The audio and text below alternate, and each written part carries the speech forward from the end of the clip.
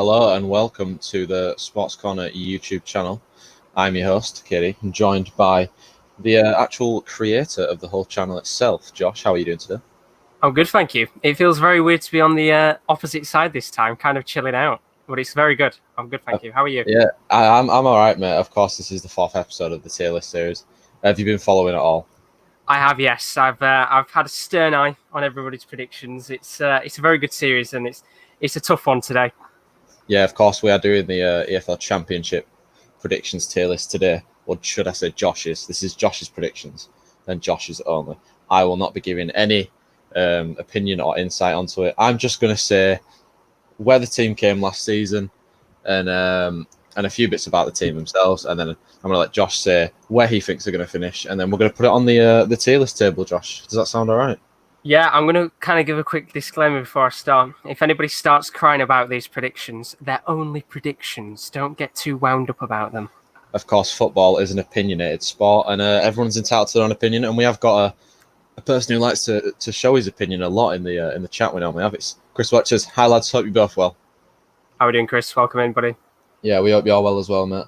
We are doing just fine on this Monday morning.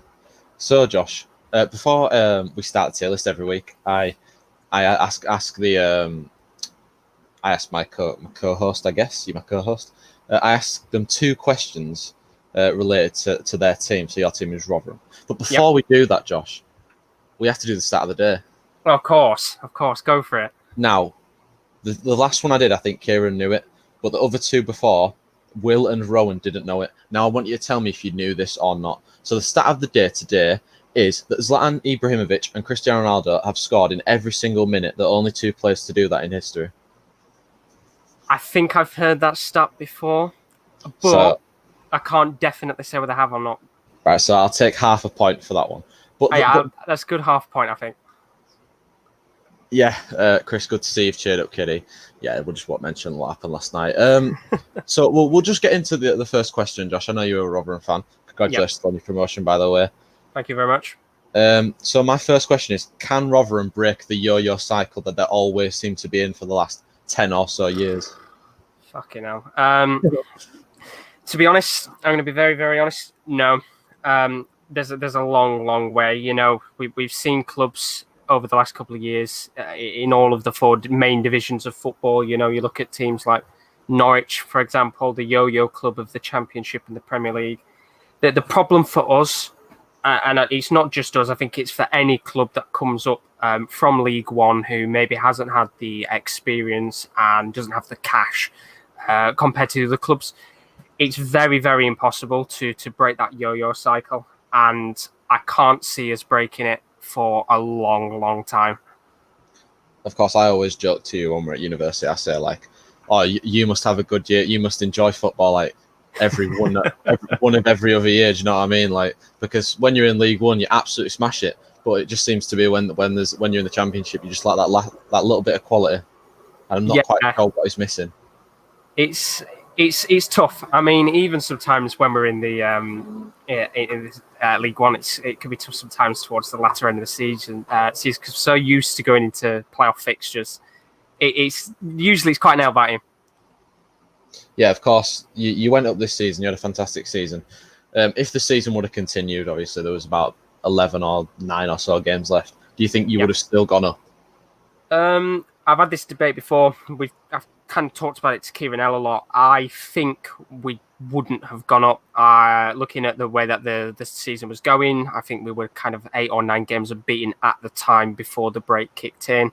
And I personally do think we would have slipped off towards the end.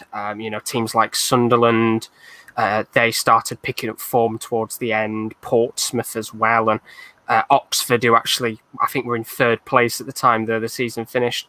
So I think we would have slipped off and probably made it into the playoffs. Chris has said, if Luton can survive, Rotherham certainly can. Who knows? It's a very interesting Championship season coming up. Yeah, and just speaking on that specific point, Championship, this season we had what seemed to be 2 teams battling out for the title. Leeds eventually crowned champions, finally getting their promotion to the Premier League. My question to you is, will we see a more competitive Championship title race this season with the likes of Derby, Preston, the likes of the three relegated teams, Norwich, Bournemouth, and Watford. Obviously, those will be surely favourites to come straight back up next season. Absolutely. I mean, I have sat here. I've done quite a lot of research for today's stats and things like that to really get me up to gist with some of these teams that I haven't watched over the last couple of years, you could say. But I think a lot of people say year on year. Usually, last year you would have said would have been the toughest season to predict who's going to win, who's going to go down.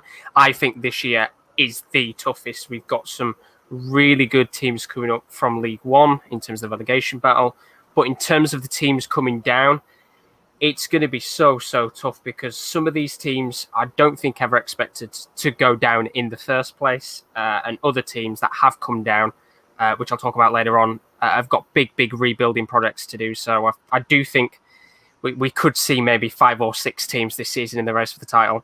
I think it just makes it exciting because a lot of English fans say, even fans of the Premier League, we always say that the Championship is one of the hardest leagues in the world and one of the most entertaining just because of how tight it is every season, not necessarily in the title race, but for those playoff spaces and the relegation spaces. Obviously, this season, the bottom 3 going into the last 6 games didn't actually get relegated, and the top 2 were mainly Leeds and West Brom all year, but they were being pressed by the likes of Brentford and Fulham.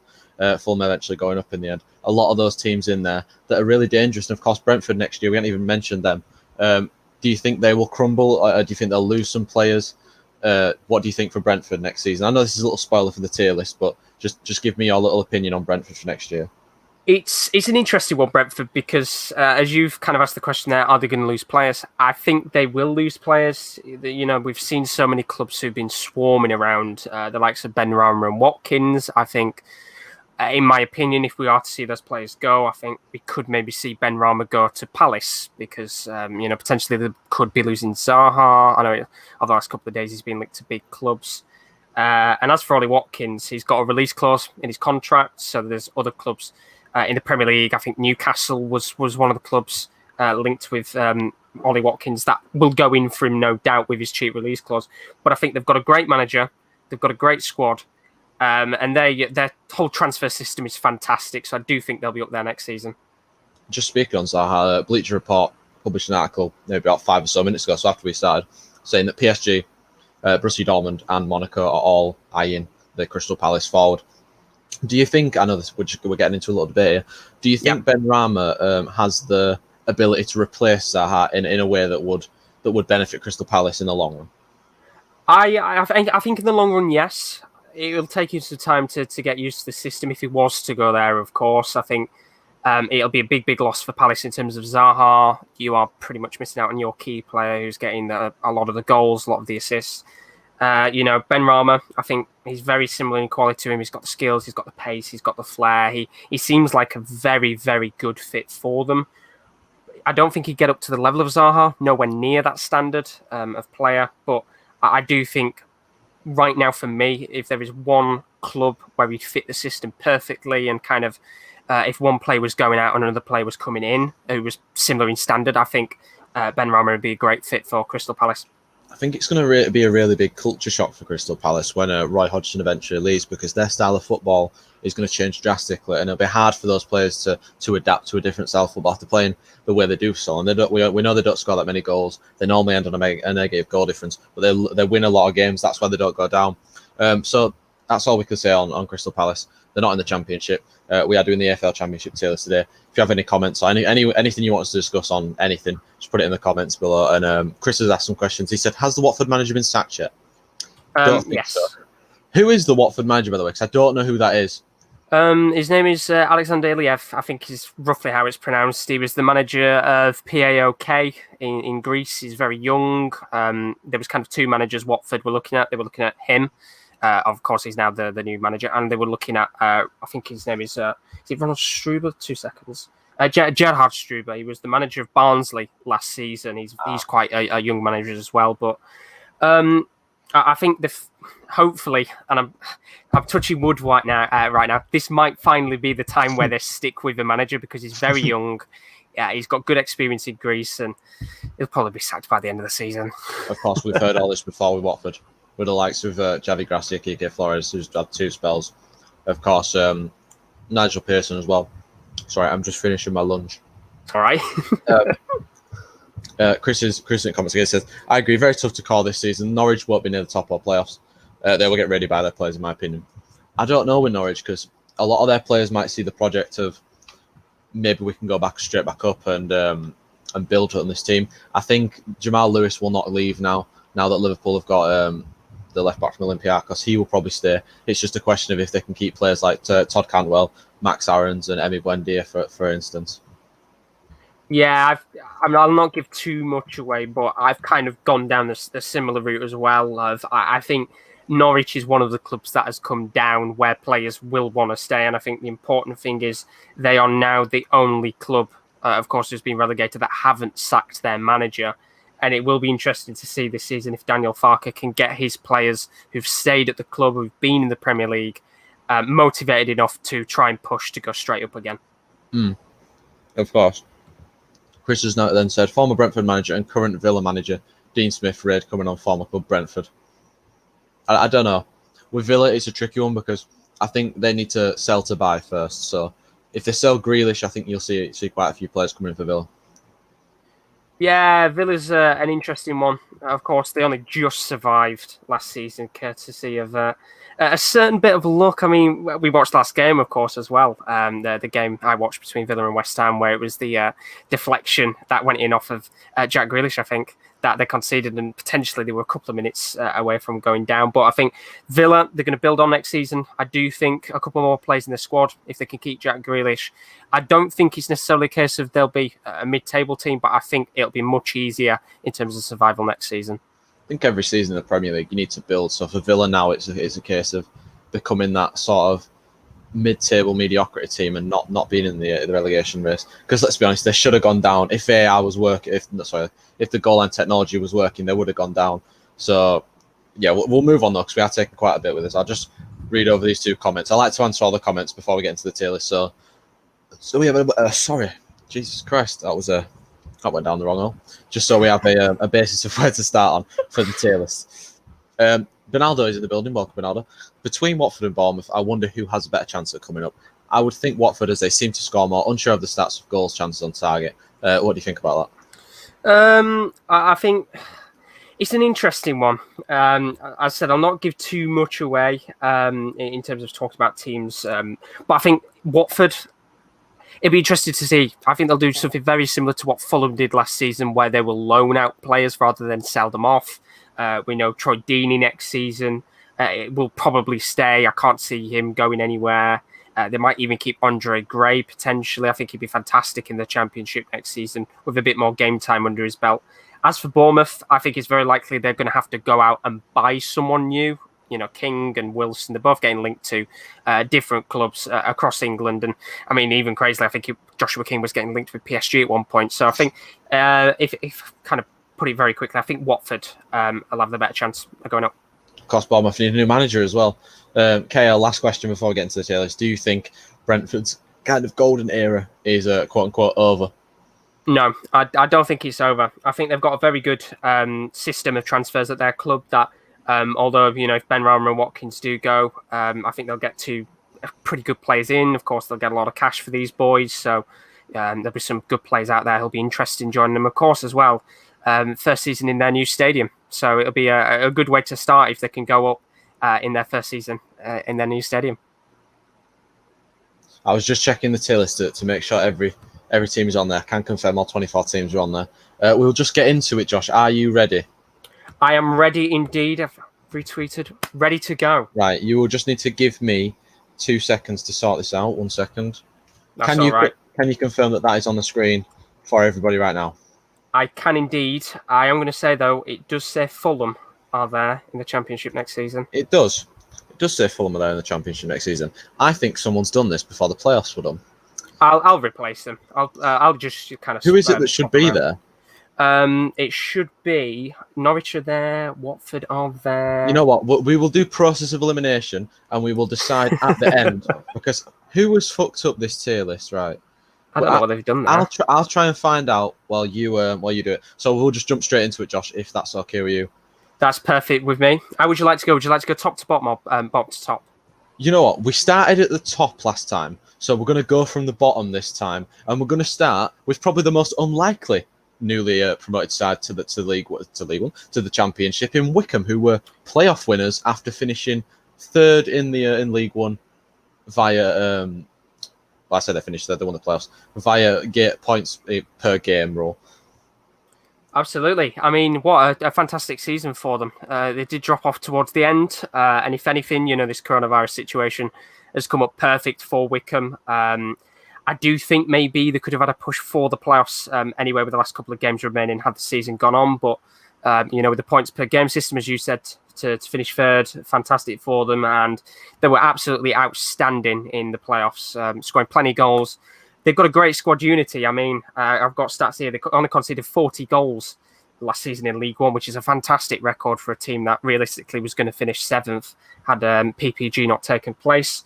That's the most out of the teams in the playoffs in terms of goals conceded, which, to be honest, 40 goals isn't a great deal anyway. But they will, of course, look to improve on their defence next season.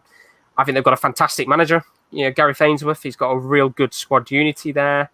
Although they have lost a couple of important squad players, Stockdale being one of those, Mikhail Smith as well, two important players of the past for Wycombe. They're going to need to bolster their squad if they stay up. Now, I've put them in 23rd. Now, the way that I've done it right now is based on now, of course. We don't know in terms of transfers that are going to happen. So potentially we will see more deals for clubs as we go along. But it's a very tough one. And the reason why I put them 23rd is I do think potentially we could see another club coming for their manager, Gareth Ainsworth. I don't think... It's a big possibility.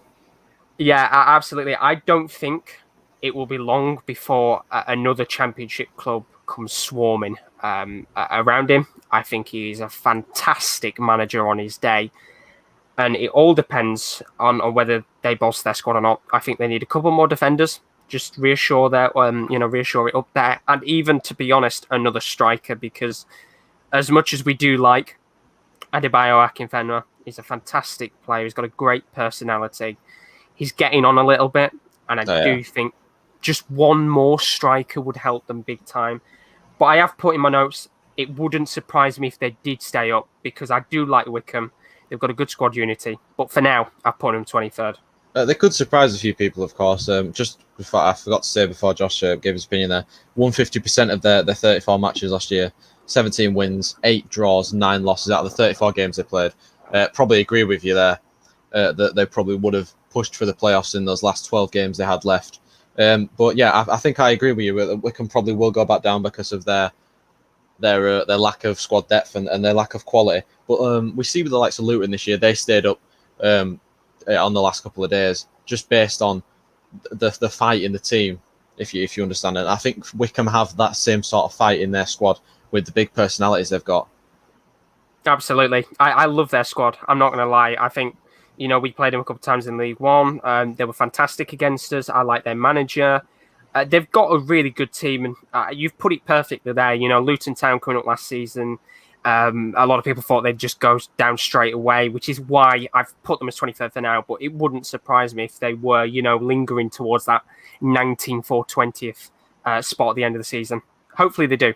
Fair play to him, because it's a fantastic run, to get into the playoffs and win it in the extent of what's happened last season. So fingers crossed for them. So that's 23rd for Wycombe is confirmed. We'll move on to Watford now, who were relegated from the Premier League. 19th position, 38 games played, of course, 8 wins, 10 draws, 20 losses. It is criminal to have those draws and losses in the Premier League. You can't stay up with that. Of course, they got relegated on the final day via 1 point and 2 goal difference. What do you think about Watford for this season? I've put them as champions. I think 90% of people with their predictions will put them as champions. We now know, of course, they've got a brand new manager. At the time I wrote my notes, it was Hayden Mullins, who was there as the the interim manager.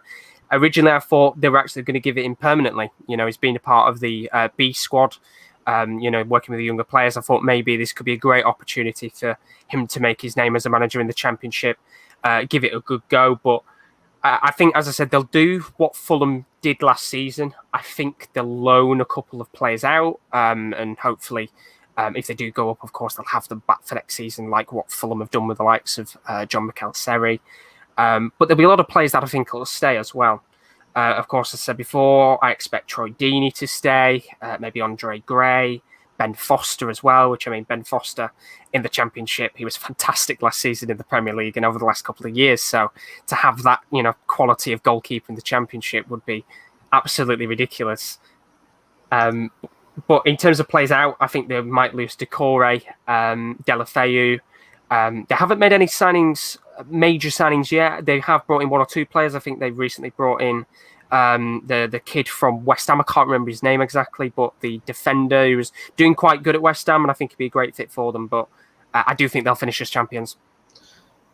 Now, this is, of course, your tier list, but I am going to disagree. I don't think that Watford will win the Championship next season. But this is your tier list. I'm just here to give my opinion and my insight. I think that Brentford will win the Championship next season. I agree with you. I don't think their golden era is over, but we're on Watford for now. We'll talk about it when we get there. Is that all you want to say on Watford? Are you ready to move on? Yeah, ready to move on. So next up, we have a team that literally scraped the playoffs in the last game. I say scraped. They miraculously somehow got there with Nottingham Forest having the biggest bottle on the final day of the season that anybody's ever seen. I think one of the most craziest promotion stories in the Championship ever. Swansea qualifying for the playoffs via one goal. Of course, Nottingham Forest was in 4-1 to Stoke, and I think Swansea beat Reading 4-1 as well. So Swansea, last season, 46 games played, 18 wins, 16 draws, 12 losses, 70 points in the Championship. Got you 6th place, which is incredible. I mean, what a fantastic finish to the season. It was the whole situation of the last game, of course, where Forest fans were kind of thinking it was never going to happen, was it? But Swansea, a great result for them. This season, I've put them as 8th place. Now, I think a lot of people will be a little bit confused as to why I've put them a little bit lower than last season. I looked at the situation Swansea have got right now. It's an interesting one. Now, they've got a fantastic manager. Fair play, Steve Cooper. He's done a brilliant job since coming in, of course. Swansea, they've had some interesting seasons, you could say. They, of course, kind of moved into the Championship, had a fantastic season. Of course, last year they got Ryan Brewster banging in the goals. But they lost a lot of players this season as well. In fact, they've lost Mulder, Norton and Van der Horn. They're out of contracts, so whether they come back in next season or not, I don't know, to be honest. In terms of loan deals, they've lost Sam Gallagher. He's gone back to Chelsea. It looks like he's going to be moving to a Premier League club next season, so there's no chance of him coming back. And they've also lost Ryan Brewster as well. Of course, he's gone back to Liverpool, and I think we might maybe see Ryan Brewster back in the Championship next season or in the Premier League at another club on loan. So they've lost not just them as well. They've lost a major bulk of their squad. In fact, I've got the list up now just to see who else they've lost. Jefferson Montero has gone as well. Freddie Woodman, who came in loan from Newcastle last season, he left and went back to Newcastle. Whether he comes back or not, I believe he has come back, so they might have got him back next season. But they have brought in Corey Smith as well from Bristol City, which I think is a great signing. But to lose such a large bulk of your squad, you've lost your top goal scorer, you've lost an incredible midfielder in Gallagher, who I've got to say was outstanding for them last season and a real great player for the club. If they don't make signings, I think it's going to be a much tougher season for them. Yeah, I think I agree with you, Swansea. I think Ryan Brewster, his goals were key to getting Swansea into that sort of playoff contention area. Otherwise, it would have been probably quite a mediocre season for Swansea. They've been in the Championship ever since, obviously they've been in the Championship since they got relegated, but they've never really gone for the jugular, gone for the playoffs or anything since this season. And of course, they might have missed out on it this season. They had that fairy tale run to the end. Got beat by, was it Brentford? They got beat by in the playoffs. They did indeed, yeah. Yeah, it was a very sad ending for Swansea, but I think that it's just going to be another mediocre mid-table finish. I think I agree with you with Swansea. There's not really much to go on, of course, unless they buy another striker that can score the goals that Brewster does, because I don't think Brewster will be loaned out this year. I think they'll keep him, Liverpool. It's going to be very hard, isn't it, to find someone who can score as many goals as Ryan Brewster has without having to spend a lot of cash. Yeah, of course. Loan deals in the Championship are perfect. We've seen it work so many times before. The likes of Tammy Abraham at Swansea and at Villa, obviously smashing goals in pretty much the reason Villa got promoted. I I think for Swansea, they need another creative midfielder if they lose the likes of Selena, for example. Obviously, they lost Daniel James last transfer window. Losing another creative player in the team could cause them to move further down the table. And I think Selena is such a massive part of their team. If they were to lose him, it would be catastrophic for their team. And I think they would probably drop down even further. I agree with you on that one. It's a tough situation for them. I don't think the whole COVID thing has helped. I've looked at a lot of the clubs, not just Swansea, have lost a lot of big players because of the whole contract situations going on, and it's going to be interesting to see what they do. I think, as I said before, Steve Cooper is a brilliant manager. Swansea fans, they back him. They think of him very highly, and I think, over the last couple of years, they've had some fantastic managers. You've only got to look back at when they had Graham Potter, who was in charge for a little period of time before he moved to Brighton. And it'll be interesting because they can build from this season, Swansea, but it's a case of who they bring in to whether they can build and get into the playoffs again or not. Yeah, I think a lot of Swansea fans next season will be hoping maybe this is finally the year we do get back into the Premier League. But that's enough on Swansea for now. We'll move on to Stoke, who had a very, very good end to the season. Michael O'Neill, I think he had one of the best home records in the league for when he took over. Stoke, 16 wins, 8 draws, 22 losses, 56 points they finished on. I think it was 8 points above the relegation zone in the end, where it looked like they were in the relegation zone for relegation battle for all year. What do you think about Stoke? Stoke, they're a very interesting side. In fact, actually, to kind of back up your point as well, what a fantastic manager Michael O'Neill has been for the club, because since January, Stoke would have actually finished 6th if the season had started then. 35 points, 21 games. They've really turned it around. Of course, they were lingering towards that relegation zone last season. It's a very interesting one with Stoke. I put them as 10th place. I think they'll move up a little bit further this season, but I could see them being one of the sides that surprises us, a couple of people, and maybe becomes a playoff contender. They have to go for it this season. Parachute payments, of course, they start running out very soon for Stoke City. They've got a lot of players, still from their previous Premier League squad. You've only got looks like of Jack Butland, of course, who's not been doing as good this season. I'll talk about him in a second. Bruno Martins-Indi, who joined from Porto a couple of years ago. Joe Allen. They're still on quite feasible wages for a Championship club. So it is a case now that this Stoke side has to go for it, because, if this season they don't kind of push towards the playoffs and don't fight for a Premier League spot, we are going to see a couple of these players potentially move on. I'm very surprised players like Joe Allen, hasn't moved on now and gone to maybe one of the lower Premier League clubs, because I'm pretty sure there will be some clubs out there that would like him. As for Michael O'Neill, great manager. Of course, he, I believe, had a period where he was, unfortunately, got COVID, which was a real shame for him. But apart from that, he's done fantastic with this club. And what's so important for me is the goalkeeper position.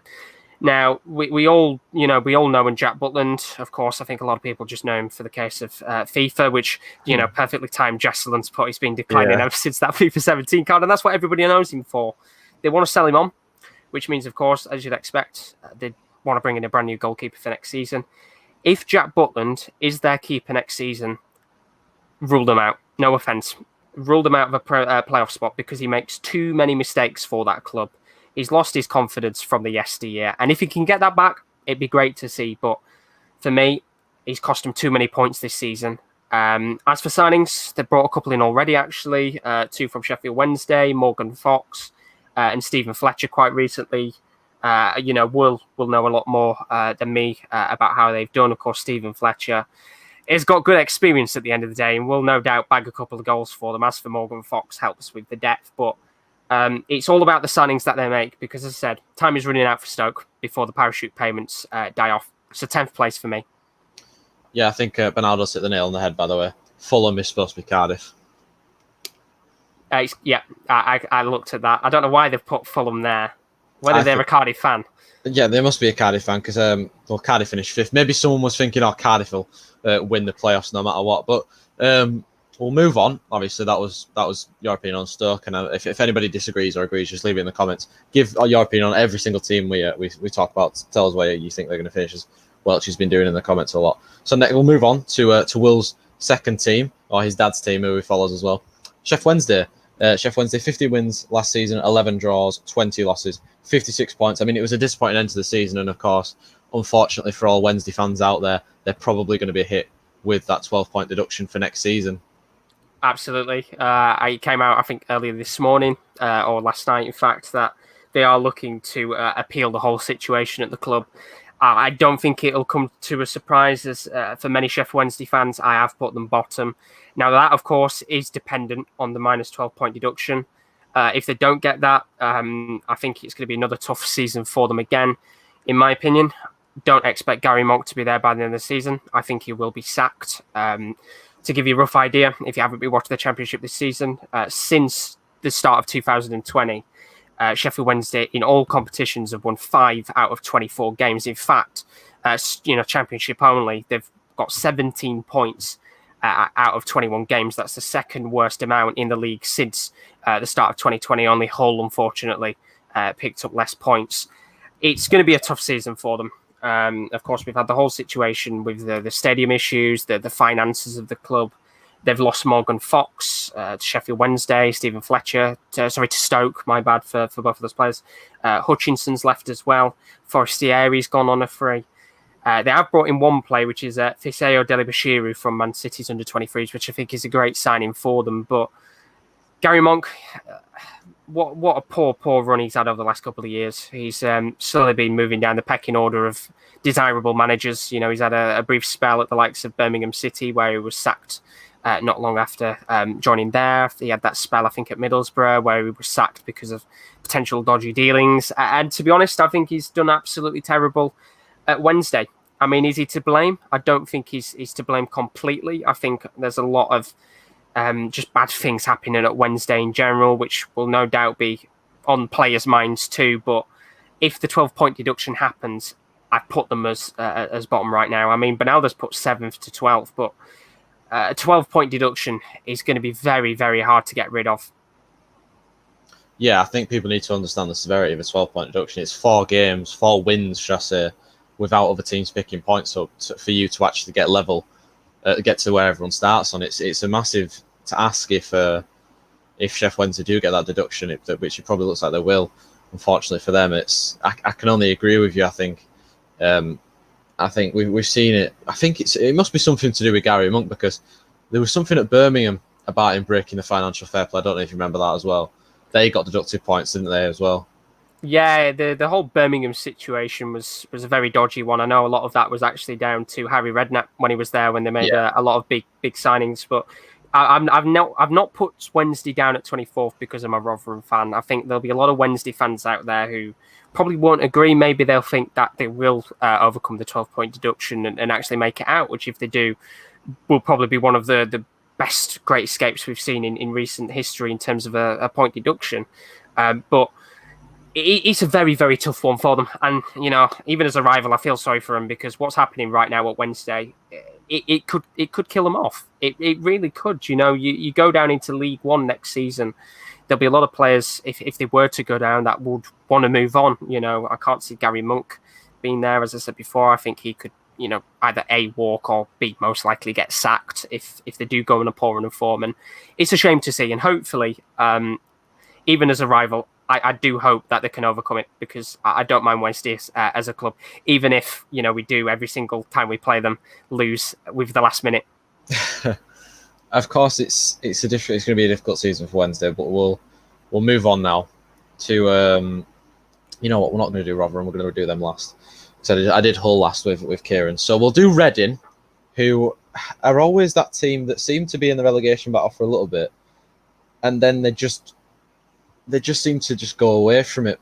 Similar to what happened to Stoke, really. They just glided away from the whole relegation area. They've got a lot of good players. The likes of Liam Moore, George Puskas, John Swift, who could be going to Sheffield United. I never know where to put Reading, because I always think, especially with those likes of players they've got, can they push for the playoffs, or will it just be another mediocre season? Because I always have a soft spot for Reading because of when they came up to the Premier League in, I think it was 2012-13. Because I used to really like Adam Lafondra, and ever since then I've had a little soft spot for Reading. So yeah, Reading last season, 15 wins, 11 draws, 20 losses, 56 points they finished on. Finished with a +1 goal difference as well. What do you think about Reading? They're a tricky one. I mean, it's a tough one here. Adam Lafondra, by the way, fantastic Rotherham play. But when you look at this Reading side on paper, you would expect them to be up there fighting for playoffs. As you said before, they've got some great players in their side. Raphael, the goalkeeper, he was their player of the season. A previous experience at the likes of Napoli. He's got great experience for a championship player. John Swift, as you said, linked with the likes of Sheffield United, Aston Villa, got their most assists last season. Fantastic player. They've got the two up front, Yaku Miete, who pops up every once in a while. I think he scored 4 goals towards the last couple of weeks in the season. Fantastic player. George Puskas, who came in from Inter Milan, who needs to score a couple more goals. But as you said, you expect them to be the type of team that's up there for the playoff spots. Now, I've put them in 15th. And the reason why I've put them at 15th is I don't know whether Reading fans will agree with me. Maybe Reading fans disagree, but I fucking hate their manager. And it's not a personal... it's not a personal thing about their manager. I think it's just a very, very bad choice what the club's done. If you don't know the situation of what happened with Reading, currently right now their manager is Mark Bowen, who actually beforehand was the director of football for Reading. Personally, I think he should go back into that role, get a good, properly, vastly experienced manager to come in at Reading, because he's done all right with them, but Reading should not be down towards the latter ends of the table. Now, I've put them there because I think if he was to stay and be the manager at the club, I don't think I would see them pushing up towards the higher ends of the table, which is a real shame because I think, as you said before, I think a lot of people have a soft spot for Reading because of previous experiences in the Premier League. I've got people I know who are big fans of Reading myself, and they've got great players. They've lost a lot of players as well, actually. Tyler Blackett, yesterday was announced to go to Forest on a free. Chris Gunter, McCleary, Charlie Adam, Vito Manone, Danny Loader's gone. So a lot of the bulk of the yesteryear of Reading has gone. The likes of McCleary and Beta, they've been around at Reading for a long, long time now. And they are in a period of transition in letting their, older players who've been there for years now move on and bring in the younger players. They've also lost Ejaria as well, who's gone back to Liverpool, Pele, which is exactly, it's a big, big loss. And it's what they do with signings to whether they stay up or not. And as I said, once again, for me, I think it's more down to the manager. I think I could see him being sacked or moved back into a director of football position throughout the season. I think I know on FM at least, because I've done a Reading save this year, that Ejaria has a permanent deal agreed with Reading already. I'm not sure if that's the case in real life, of course, but you've just said he's gone back, so he must have gone back. For Reading, you've got him finished 15th. Just as a disclaimer, by the way, Josh, I'm just going to put the teams in the brackets, and then we're going to reorganise them at the end, just so it saves me not having to move everyone. And remember where you've put them already. We'll sort that out on the end. But we will move on. We'll move on now to a team that finished one place directly above Reading in QPR. QPR 16 wins, 10 draws, 20 losses, a -9 goal difference, finishing 2 points ahead of the Royals last season. What do you think about QPR? Because I always think it's another similar one to Reading. They have got some fantastic players in there, the likes of, well, on FM, they have John Guidetti, don't they? But in real life, they've got the likes of Elias Chair, Bright Say Samuel, just to name a few. They've got really, really good players. They're very similar to Reading, I think, in the terms of they always should be up there fighting for the playoffs. They might need John Guidetti, you never know. Here's the problem with QPR. An interesting stat for anybody who's listening right now. They are the second highest top scorers that aren't in the top 7 this season. They scored 67 goals, which is an incredible record. A lot of those goals, in fact, of course, you'll remember, were from Nahki Wells, who is a massive, massive loss for them, and I think is another reason why they fell off a cliff towards the second half of the season. They've also got the third worst defensive record in the league. They conceded 76 goals last season, which for a club like QPR is ridiculous. They should not be conceding 76 goals. They've got a fantastic attack. Of course, Eberize Eze, who is a great, great player and has got a lot of goals for them next season. I don't think he'll be there anymore. I think there's some big clubs swarming around him. Of course, West Ham being one of them. Palace, another club who've been linked to the young Englishman. The only problem is if they lose Eberize, they have to go and sign an attacker, because you can see the difference from when Nahki Wells moved from QPR to Bristol City. to the period afterwards in January, where the club was lacking. They were struggling big time. In fact, when it was from 2020 onwards, to be honest, they were 16th in the league on form, 26 points in 21 games, 9 losses. They scored 29 goals. They conceded 29 goals.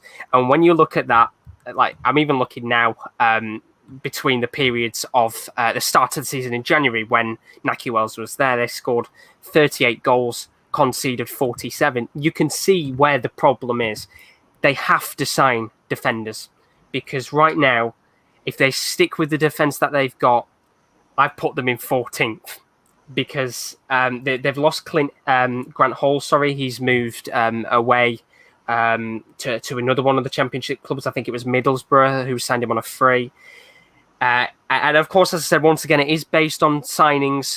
Clubs haven't signed players right now, so I'm kind of going off currently. But if they can sign players, I think they'll move towards the top 10. But right now, for me, 14th place, they have to sign defenders. Well, Bernardo agrees with you. Of course, I forgot all about Everett Cheze. Don't know how I could. He's such a vital part of that QPR side. Bembo did comment something about Crystal Palace. We had a little chat about Crystal Palace earlier, Bembo. If you just want to rewind the video to about, I think it was 10 minutes in, we had a little chat about Crystal Palace. And if you want to hear what we had to say, just rewind it to about 10 minutes into the live stream. That's when me and Josh had a little bit of a debate about Crystal Palace and their potential signings and stuff. But we will move on, Josh. That was a really good point, by the way, about Hill moving on to that team you said on a free transfer. Middlesbrough. We'll move on to a team that missed out on the playoffs narrowly. They had a decent-ish season, I think, for in terms of where they used to finish in the last few years of the Championship. In Preston, who finished 9th. 18 wins, 12 draws, 16 losses, 66 points they finished on, 4 points off the playoffs. Obviously, maybe a little better run towards Christmas and the end of the year would have seen them actually get the playoffs. Where have you got Preston finishing this season? I like Preston. They're a lovely club. I think they're a club that there's not really many teams out there that hate Preston with a passion. I've got them finishing 9th this season. Now, last season, what a fantastic start they had. Brilliant start under Alex Neil. Within the first half of the season, they were in 7th place. They were, I believe, out of the playoffs just on goal difference to Wednesday by a couple of goals. Fantastic. Second half of the season, not as good. In fact, between January and the end of the season, they would have finished 15th in the table, 27 points, only 7 points away from the relegation zone, 7 wins out of 21. They dropped off, and I guess it's very hard to keep momentum considering the whole situation of the COVID. Kind of cutting the season halfway through. It's hard in that case to judge some results from last season. But I've got them finishing 9th, as I said before. They were consistent in that first half. They've not signed anybody new yet, no new signings, but they haven't had any big players leave, which I think is very important because the base of what they've got right now with the squad is a very, very good team. They've got some great players in there, the likes of Sean Maguire, who does bang in a couple of goals this season. They've got some other good players in that squad as well. And Alex Neil, we've known him for previous jobs at the likes of Norwich and that. He's a great manager. And another player I've not even kind of talked about there, Scott Sinclair, who joined from Celtic. A great player who, only a couple of years ago we're linked with moves to the Premier League. And I think he's a great signing for them. And I think they'll be up there again next season. Top 10. Good side. And I think they're just a very good, consistent Championship team. Yeah, Bernardo said that he likes their badge. PNE is all right. So I think a lot of teams follow that sort of suit. If they keep their key players, they could contend next season. And this next team, for me, definitely, if they can keep their players, I think that they can contend and potentially go up next season. So we do have, I've just noticed on here, we've got champions, playoff winner, playoff contenders, 2 go up from the Championship, don't they, automatically? Yeah, they do. we'll have to put 2 in playoff winner, but one of them could be promoted to 2nd place. So Nottingham Forest, obviously they miraculously somehow finished bloody 7th in the league after we've already had a chat about our playoff thing. 18 wins, 16 draws, 12 losses, the exact same as Swansea, missing out on the playoffs by 1 singular goal. I think they've got such a good squad. And they've added to it by adding Lyle Taylor, who is a fantastic player, obviously. Bit of attitude issues we had at Charlton, but he's gone to a team where he can really apply his trade. And Nottingham Forest it's a massive year for them this year. I think they need to show their fans that they can do it and they can go that next step. And the next step surely is playoffs or automatic promotion. What do you think? Forest. It was painful watching it on the last day of the season. I got the games up on the background, so I saw what was happening with Swansea and I saw what was happening with Forest. Got battered by Stoke on the last game. One of the biggest bottles in recent years. It was in their hands. It was literally in their hands, and for Swansea to go and score all the goals and for Forest to concede as many is a real shame. But I absolutely agree with you, Kieren. This has got to be the season where Forest give it their all. I put them in 6. Missed out on the playoffs on the final day. They have to use, as much as it's painful to miss out, they have to use the drive and the momentum of just missing out to their advantage. They've got a great squad. In fact, as you said, they bolstered it even more. Jack Colback's returned to the club on a free transfer. Lyle Taylor coming in from Charlton. He was linked with Celtic at one point. And Tyler Blackett as well coming in from Reading, which I don't think Tyler Blackett is an amazing transfer, but it's a free. And that's all that matters is bolstering the squad at the end of the day. They've got to be hungry for success this season. And Sabri Lamucci, he's a good manager. He was doing so well up until the second half of the season, specifically when, of course, the Championship returned after COVID. They just couldn't get that run of form going. And I think they have a great squad. And it's time to see Forest try and push towards the Premier League again, because it's been too long for them, way too long. And there's clubs across Europe and across England that are known for bottling it. The likes of PSG over the last couple of years bottling it in Champions League games, and other clubs bottling it at the last second. They are the bottlers of the Championship, and it's painful to say it because, as I said, I think this should be the season for them. Get into the playoffs in 6. Who knows? We could see Forest back in the Premier League one day. I hope we do. I think Forest for me is such a tricky one. I agree with everything you've said there. But when I do my bet on a Saturday, I never bet on Nottingham Forest, because they always have that week out of maybe 4 or 5 weeks where they'll get battered 4 or 5-0 by one of the absolute wank teams in the Championship. And it always happens every time. I'm pretty sure, did they lose, was it 4-0 or 3-0 to Sheff Wednesday at one point in the league? Something like that. I think they did, yeah. It was one of the teams down there. That's, for me, what stops Nottingham Forest from being an actual playoff contender every single season, because they have those inconsistent performances, I could say, because one week they'll be fantastic. The next week they'll be awful against one of the crap teams, like I said. But you've got them finishing 6th. So we will move on to another team that got relegated from the Premier League. We've already talked about the likes of Watford, who you've got going up as champions. Norwich actually finished 13 points behind Watford. 5 wins in the Premier League season, obviously holding a win over Manchester City as well. 6 draws, 27 defeats. 27 defeats is too much. You're obviously going to go down if you lose 27 games. A minus 49 goal difference. There's a clear problem already there for Norwich. What do you think for this season? Oh, Norwich, it's a tough one. Now, I'm going to ask you a question. I've got a feeling you'd say Norwich should go up as champions. No, right, okay, that's changed it. I think I know, right, I know who you'd probably say, but I've got Norwich finished in 2nd. Now, the reason why I've got Norwich finished in 2nd is because I think out of any of the clubs that have gone down this season, they are the more likely of the sides to hold on to their squad. I don't think Timu Pukki will move. I think he'll stay, considering how poor he was in the second half of the season. And we know his experience in the Championship, how good he was in that season, not last season, the season before, when he scored 25, 26 goals for them. It was incredible. And if he can do what he did in that Championship season, he could be massive for Norwich. I think, as you said before, Lewis, I don't think he'll go now. He had the links with Liverpool before they signed Tsimikas. I don't think he'll go. And just in general, with the Norwich squad from the Premier League, I do think they're in a great position where they can keep the majority of their players. These aren't players on big wages. They're not like Watford's and Bournemouth, who are going to have stars on hefty Championship wages that they just can't simply keep.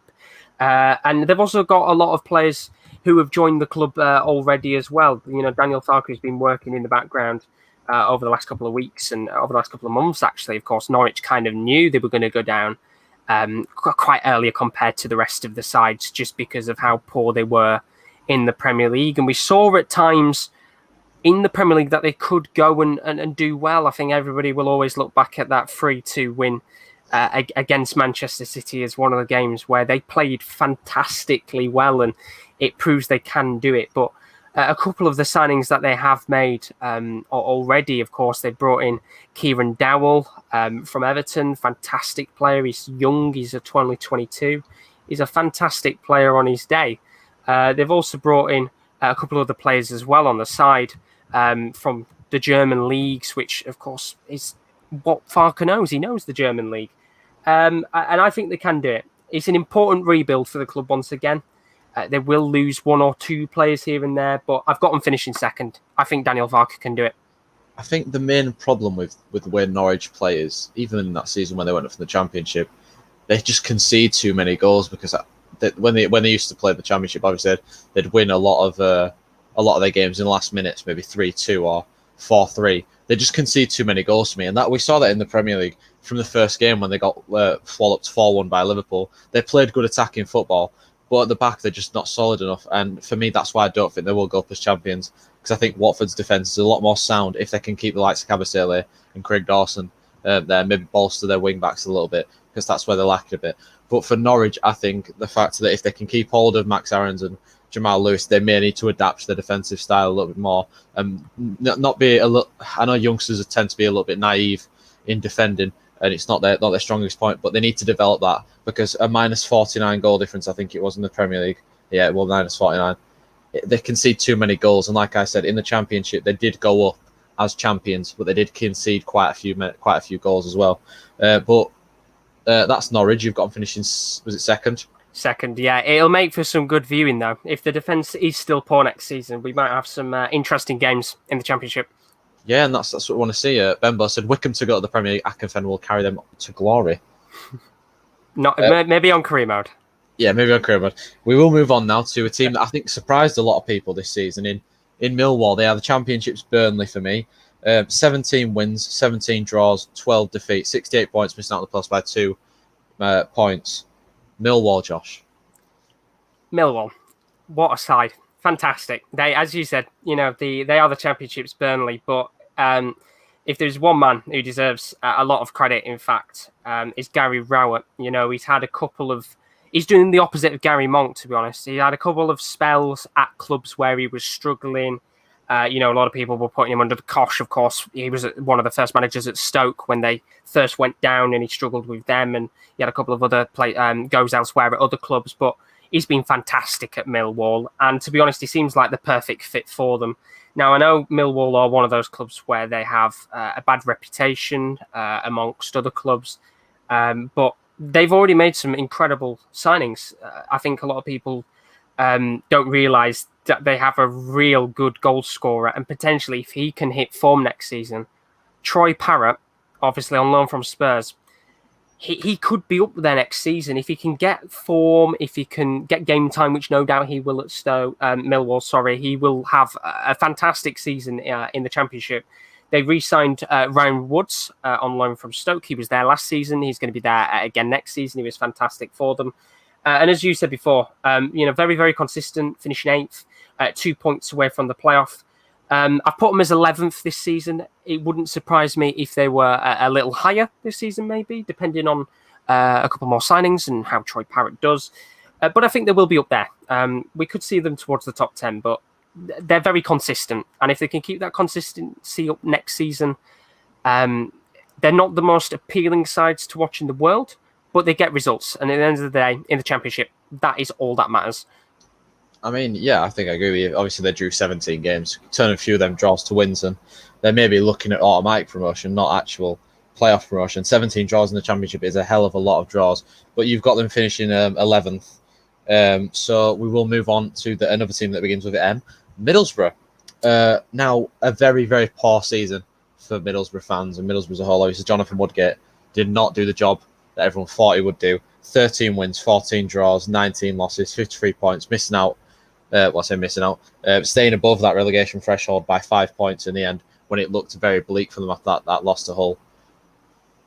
Yeah, it's a tough one, man. This is one of the clubs which I sat there for a long, long time thinking, where the hell are you going to finish? I love Neil Warnock. Fantastic. Of course, just so good for us at Rotherham. He's the master of the great escape, of course, doing it last season for Middlesbrough as well. I think he's got a very, very tough job on his hand. I think it'll be his last proper job in football. Of course, said that before about Cardiff, but Middlesbrough tempted him back in. This is the start of a major rebuild for the club. And I don't think Warnock's the right man to start a rebuild. But it'd be interesting to see how he does. This season, they've lost Daniel Ayala, one of their formidable players of the SD. Ryan Shotton, Rudy Gestede, Adam Clayton, they've all left on free transfers. George Friend, he moved yesterday to Birmingham on free. And Roberts, Nemecha and Makudi have all gone back to their parent clubs. Of course, Roberts and Nemecha come from Manchester City, Makudi going back to St Etienne. They've made one signing so far, which is Grant Hall for free from QPR. They need to spend very, very wisely because, as you said before, it was a big, big struggle last season. They were teetering towards the edge of relegation. Of course, they finished 17th last season, which, realistically speaking, for Middlesbrough is where they shouldn't be finishing. They should be towards the playoffs. They've always been, known as a club that fight towards playoff spots. I think it's going to be a struggle for him again next season. As I said, as much as I like Warnock, if you are rebuilding a club, you want somebody fresh, somebody vibrant, somebody young who you're going to have there for a couple of seasons. And I don't think Warnock will be there for a couple of seasons, which is why I don't think he's the right man to rebuild Middlesbrough. I've got them finishing 17th again next season.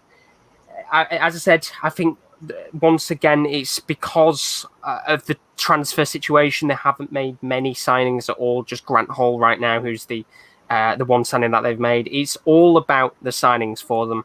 If there is one club in the Championship that has to make the right deals, it has to be Middlesbrough. They've lost a large base, very similar to other clubs.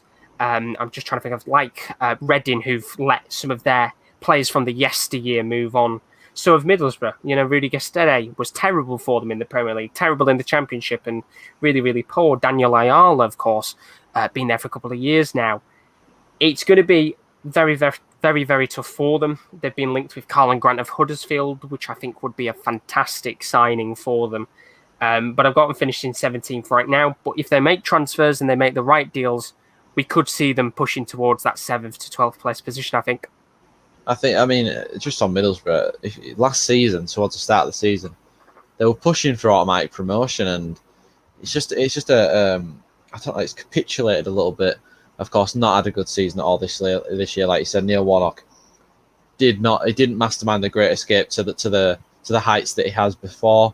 But you've got Middlesbrough finishing in 17th, exactly the same place that they finished this year.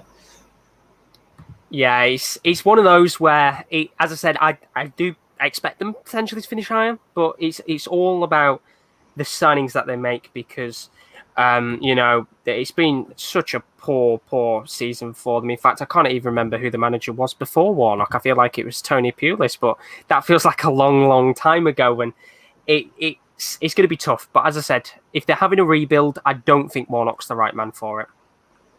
The manager before Neil Warnock was Jonathan Woodgate. Oh, yeah, it was actually. What? Oh, God. I think Middlesbrough fans will want to forget that certain period with Woodgate very quickly.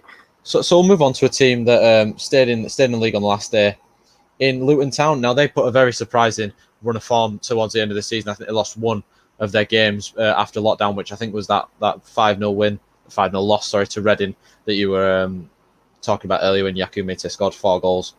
They stayed up by 3 points on the last day of the season. 14 games, 14 wins, 9 draws, 23 losses. Obviously, minus 28 goal difference. Quite a few goals conceded there. Luton Town, where have you got them finishing this season? And can they survive again? Well, if there's one person who I'd have thought maybe Middlesbrough would have actually wanted as a manager, it's Nathan Jones. If any club made the greatest escape this season, it's Luton Town. Although you could say Barnsley as well with the state, which we'll talk about Barnsley later on, of course. But from January, Luton picked up 58% of all their points this season. Of course, they picked up 51 points. In fact, to give you the actual proper stat, since January, Luton have picked up 30 points. That would have put them 11th in the league. And They're a fantastic club. I love Luton. They are one of my darling football clubs of the Championship. That they are a tough side to break down. Defensively, they aren't that good. 82 goals conceded last season, which is the second worst in the league, and the second worst goal difference of -28. Of course, the worst, unfortunately, in the league was Hull. But Luton, they're a good side because although they conceded so many goals, it's very similar to what we talked about before with Norwich, that they can score goals as well. They've got some great players in their side, and I think once again, very similar to Wickham. They have a very good squad unity. Their fans are fantastic. Nathan Jones, who very similar to Gary Rowett at Middlewall, had a tough run at Stoke, very, very tough. And I've got to say, even though he had a tough run there, Stoke fans did love him and were sad to see him go, although he had to. And he's gone to Luton, and he's been fantastic for them. They need to make a couple of signings. As far as I'm aware, they haven't really made any signings as of yet.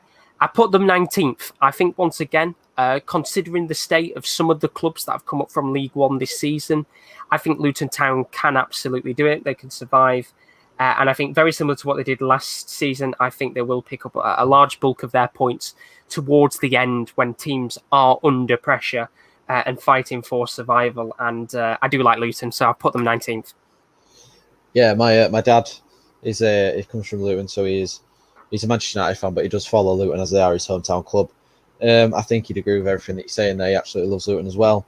He was absolutely buzzing that they managed to stay up because it was looking kind of bleak after that loss to Reading. That came out of nowhere, really. We will move on, though, to a team that I think they underperformed for what their fans probably expected this season in the Championship. Huddersfield Town, 13 wins, 12 draws, 21 losses. They finished above Luton by one place, by 3 goals for goal difference. Huddersfield is a difficult one, Josh. Now, I want to know what you got to say. I'm going to say 3 words. Fuck you, Huddersfield. The reason why I've said that is not because of Yorkshire rivalry. It's because of sacking Cowley. I think it was a very unjust decision. He kept them up. I think he was the perfect man to help them rebuild. Of course, to be honest, you're never going to expect Cowley to be able to get Huddersfield to the top level in the first season. And they've taken, I think, the biggest gamble of any club in the Championship this season with their new manager. Of course, the manager is Carlos Corberán, who was previously the technical coach alongside Marcelo Bielsa in Leeds. He's had a very short managing stint in Cyprus a couple of years ago, but apart from that, this will be his first big managerial job. Once again, similar to a couple of other previous clubs like Reading and Stoke, they've let a couple of their previous players from yesteryear leave. They brought in Danny Simpson, of course, this season on a free. He's gone. But other players as well, Kachunga and Coleman have left. But it's the loanees that are the big problem. Emil Smith-Rowe has gone back to Arsenal. Chris Willock's gone back to Benfica. Andy King has gone. And Jonas Lossell has gone back to Everton as well. So a lot of their main players from last season have gone back to their parent clubs. And quite frankly, I don't think any of them will join back next season, to be honest. They need a new goalkeeper. Lossell was all right last season, but they're going to have to get a new goalkeeper. They're going to have to get a new winger as well, although I do think next season we might see Ramadan Sobhi get an opportunity, the young Egyptian winger who hasn't really had a good time, on loan at other clubs, of course. They might lose Carlin Grant, as I said before, linked with a potential move to Middlesbrough, and has had a fantastic season for them.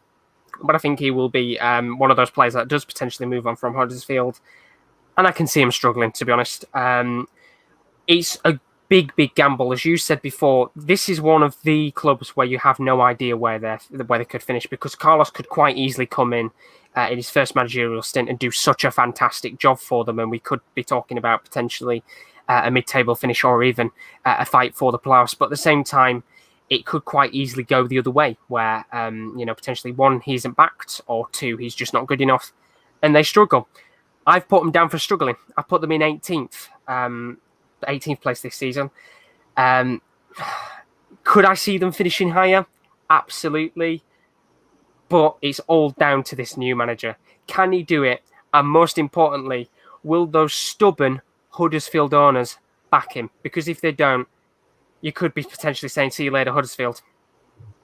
Well, Benbo's in the building. He says, I think Crystal Palace should get Carlin Grant. I think a lot of teams should get Karlan Grant, because his goals alone have kept Huddersfield in the Championship this season. They have something to build on now, as Josh said. I love obviously letting their loanees go. Maybe they can get a few back. Emile Smith-Rowe was absolutely fantastic for them this season. We'll move on though. So this is not Fulham. This is Cardiff. For everyone out, a disclaimer: this is Cardiff, not Fulham. So Cardiff, Josh, last season obviously they got to the playoffs, beaten in the first leg by they get beat by Fulham in the first leg, of course. 19 wins, 16 draws, 11 losses. They had a very good season, 73 points overall. What do you think about Cardiff's next season? Obviously, they got to the playoffs, lost in the semi-finals, unfortunately for them. Can they build on that, or do you think it's going to be another season of mediocrity? Oh, the Dons of the playoffs, Cardiff, they love the playoffs. They love it more than we do in League One. Fantastic side. You've got to consider at the start of the season, remember Neil Warnock was in charge. They were struggling. They were down towards mid-table, towards I think 11th or 12th. Of course, if you're the manager of Cardiff, you're always expected to be pushing towards the playoffs. And Neil Harris came in. I think a lot of people questioned the decision. Would he be the right manager to take charge, considering he's used to managing at Millwall, a side which were lingering in the yesteryear towards that bottom end of the table. And he came in and did a fantastic job. Of course, as we said before, made it into the playoffs. They didn't have to worry about any problems on the last day of the season. And I put them there to do it again. I put them in 5th place. I like Cardiff City. I think they will do it again next season. They are one of the sides where they have players of very good experience at the club, the likes of Junior Hoylett being one of them, who's been there for a couple of years now. They've got a couple of other good players in their side as well. Just trying to think of a couple of the players who've been there over the last couple of years. There was the winger that scored against, was it Man U on the final day? I can't remember his name. Mendes Lang, that's the one. He's been there for a couple of years now, who has done a fantastic job. And they've got a great side on paper. Sol Bamba as well, being another one of the players. And they are a side where I don't think they'll make many signings. They'll make a couple here and there to bolster squad depth and get a couple of first-teamers in there. But they have the right mix of players who can get them into the playoffs next season. And I think, as I said before, they are the Dons of the playoffs. And I think they will make it there again next season. Well, I'm sure a lot of Cardiff fans will like your optimism. And they'll like what you're saying, because I'm pretty sure they'd love to be in the playoffs again. We'll move on, though. You've got Cardiff finishing in 5th. Derby, now, it's a tricky one for Derby. 17 wins, 13 draws, 16 losses. Finished on a -2 goal difference for a team that finished in 10th. Obvious problem there straight away. But another problem is that Wayne Rooney is on an absolute monster wage at Derby, and that's a lot of money. But Derby just seem to be spending a lot of money on certain players. So I'm interested to see where you've got Derby for next year. I've got Derby for 7th. Now, as you said before, Rooney's wages very hefty. They're very lucky that they've got 32 Red kind of paying quite a large chunk of that wage. So it's not too bad for them in that case. But of course, as time goes on, if they don't push towards the playoffs in the Premier League, very similar to the likes of Stoke, it's going to come back to bite them in terms of that specific wage itself. Of course, it all depends as well how long Rooney continues as a player and whether he moves into that position of being in the back room alongside Philip Koku. Fantastic player. Now, the important thing with Derby is consistency. First half of the season, they were actually towards the bottom end of the table, looking like they were going to be in a relegation battle. In fact, they were 17th in the league form table before 2020. After that, between the beginning of 2020 and the end of the season, they would have come 7th in the league, 34 points in the form table. Really did turn it around at the club, and fair play to Philip Koku, because I think there was a couple of people who were actually kind of calling for his head at one point. And of course, it's all about time and patience with the club. 38 goals, 31 goals conceded within that period between 2020 and the end of the season, which is still a hell of a lot of goals. And once again, it's going to be another thing where I say they need to bolster in their defence. They have lost Tom Huddleston and Chris Martin. They've left on a free. Of course, they're free agents now. So although they're not really important players for the club, they're still kind of squad depth in there. They have signed one player already, Mike Tezvidic. He's joined on a free from Groningen. He is a defender as far as I'm aware. So they are, of course, looking to bolster that defence. But they're going to need a couple of signings. But the important thing for Derby isn't just signings. it's consistency, because the thing is, they've proved in that second half of the season that the squad that they have got right now can do it. They could have made the playoffs if that first half of the season was much better. And of course, Wayne Rooney coming in towards that second half of the season did help massively with goals and assists. If he can do the same thing next season with goals and assists and keep his form going, they could do it. So I've got him 7th. So, in the last 5 or so minutes, Josh, a certain team has announced a signing. Now, John Obi Mikel has been announced as a Stoke City player. Do you want to change Stoke at all, or are you keeping him in, was it 10th, you said, or 11th? It's a tough one with Obi Mikel. I saw it a moment ago, actually. It's a good signing for them. They still need players at the end of the day. I don't think John Obi Mikel is going to be the man essentially to change the position, but he's a great signing. He is incredible championship quality. You know, he's had experience at Chelsea last season at Trabzonspor, who were fighting for a Champions League spot. In fact, they were fighting for the Turkish League title, and they came out a couple of weeks ago and said they actually wished they'd have kept him and not kind of pissed him off, essentially. And it's a great signing, and it proves as well that signings like that, it proves that Stoke still have a very, very good pulling power. But I'm going to keep them where they are for now. They've got to make a couple more signings before they entice me to change that position. So yeah, that's enough about Stoke. We'll talk about another one of the promoted teams alongside yourself, Rotherham, in Coventry City. They obviously promoted as champions. They were 5 points above you. When the play stopped, they obviously did have a game in hand as well. 12 games left. Probably would have won the league. Coventry, where have you got them finishing this season? I've got Coventry in 20th. I think a lot of people who will make predictions will just put Coventry at the bottom because they've got no idea what they're talking about, no offence, and just need to get an understanding of football. Now, it could come back to bite me, and they could finish bottom. They have an absolutely outstanding defence. They only conceded 30 goals last season in League One, and well, they were just incredible. You know, it was for a large part of time we were towards that top end of the table fighting for the top spot. But Coventry, they came out of nowhere. Their consistency, their team is outstanding. They've made a lot of signings already, which is not a slight worry, but it depends on how they use these signings. So, as I said before, they've got a fantastic defence. They probably do need to go out and bolster that attack a little bit more. They have some all right players in there that could do a relatively decent job. But they only scored 48 goals last season, which is quite low, to be honest. I mean, we, as Rotherham United, we scored 61 goals. Oxford scored 61. Portsmouth scored 53. The only team around a similar amount of goals was Wycombe Wanderers with 45. Of course, they finished third, but would have originally finished 7th or 8th. So, realistically speaking, they are going to have to bolster that attack. As I said before, they've made a couple of signings already. They've signed Gustavo Hamer from PSC Swole. He's a midfielder. He's young. He's Dutch with Brazilian heritage for £1 million. That's a absolutely exceptional signing price-wise. He's only 23, as I said, highly touted player. Great signing there. Julian Da Costa, he's a 24 right-back on a free from Niort in the second division of French football. They brought in Callum O'Hare from Aston Villa on a free. 22-year-old Cam, he could be a fantastic signing for the Championship. No doubt will get plenty of game time. And they've also brought someone in from Paderborn as well. Marcel Hilsner for an undisclosed fee. 25-year-old right wing. Hasn't got the best record in the world, but most importantly, he's got a bit of experience in the Bundesliga. Played a couple of games for the German club who did go down bottom, but he has got that vast experience.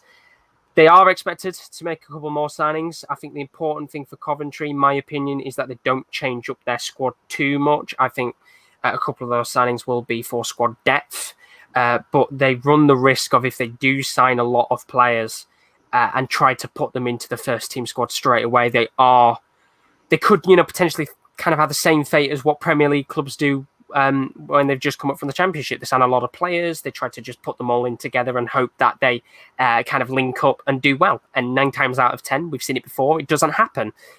These players, they need time to mould into the team. And most importantly as well, it's always the best thing to do is to put them with players who were there last season, who've had that experience in League One. But I think they will do it next season. I think if their defence can do what they did last season in League One, I think they will survive. So I put them in 20th.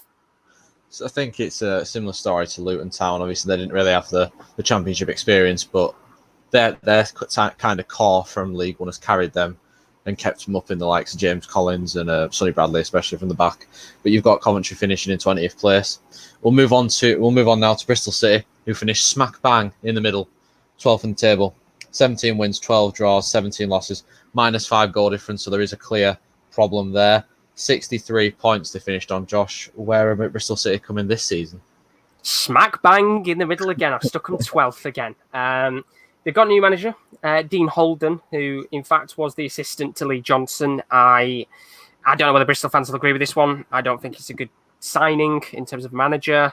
You run the risk of Dean Holden potentially using the same tactics as Lee Johnson. He was there for pretty much the majority of Lee Johnson's stint at Bristol, and we've always known Bristol over the last couple of years very similar to Forest to be a side that kind of bottle making the playoffs, whether it's the last couple of games of the season or just in general, as you said a moment ago, finishing 12th last season, sacking Johnson. In his short stint, he's had a brief period as Oldham manager. That's one of his only managerial roles. Dean Holden, until Bristol, he had 11-game stint in charge as Oldham manager in 2015. Whether Rowan will know a little bit more about that or not, I don't know. In terms of the 5 games he had in charge at the end of the season, he got 2 wins, 2 draws, and 1 loss. He tends to play 3 at the back, which is an interesting choice, and I think something that Lee Johnson was kind of using as well, which is why I think a couple of Bristol City fans are a little bit worried that they've kind of got just Lee Johnson in disguise again under a different name. Since January, they gained 25 points in 20 games.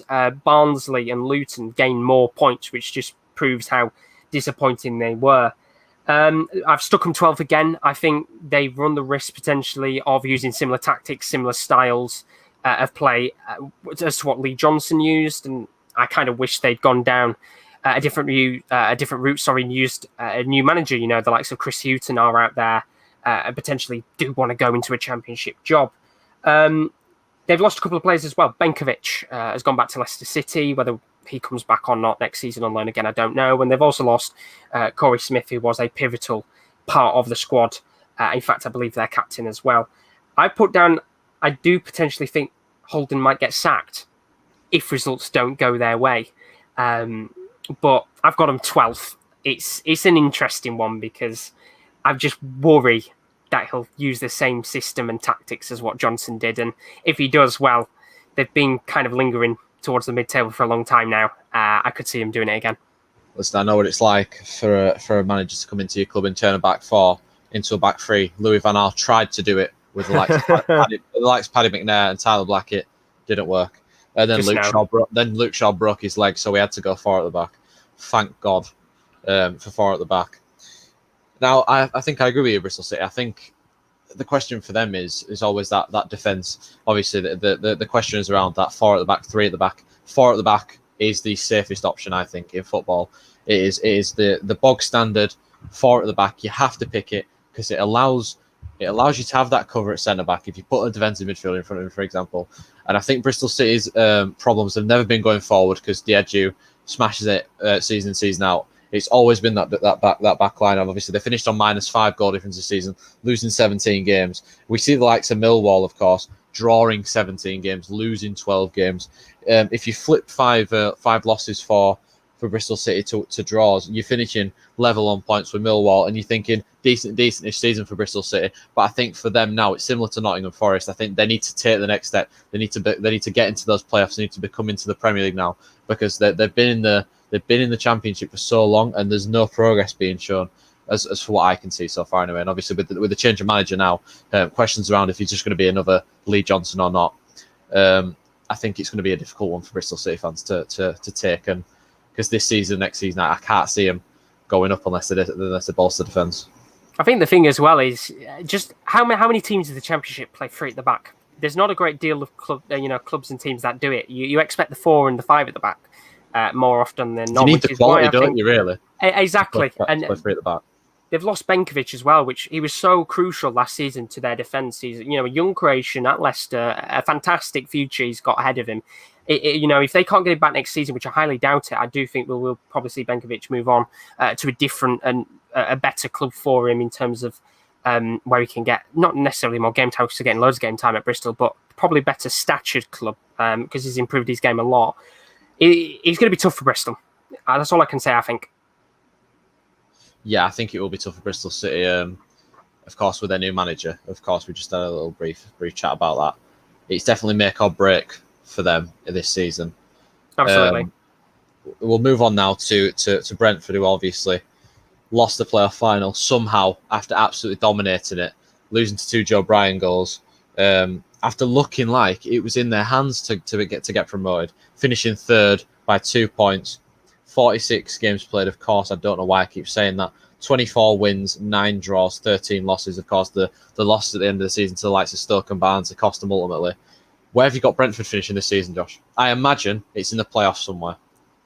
I've got them finishing third yet again. I, as I said before, we talked about it earlier with the whole situation at Brentford, whether Ben Rama and Watkins could go and whether the golden age of Brentford is dying out. As I said before, I don't think it is. I think they've got some incredible players in their side currently, and I do think that if Ben Rama and Watkins were to go, their scouting system, their tactics in the market are absolutely outstanding, and they will probably find 2 players not as good as them, but do very well in the Championship. I think, Thomas Frank, he's a very interesting manager to watch. I think a lot of people this season, if you aren't a Championship fan, you are just a neutral fan, and you keep your eyes on the Championship, have probably kept a close eye on Brentford just because of how good they are attacking. There's a lot of games that are finished with high score lines, and unfortunately for them, it was just a case in that final of slightly questionable goalkeeping, which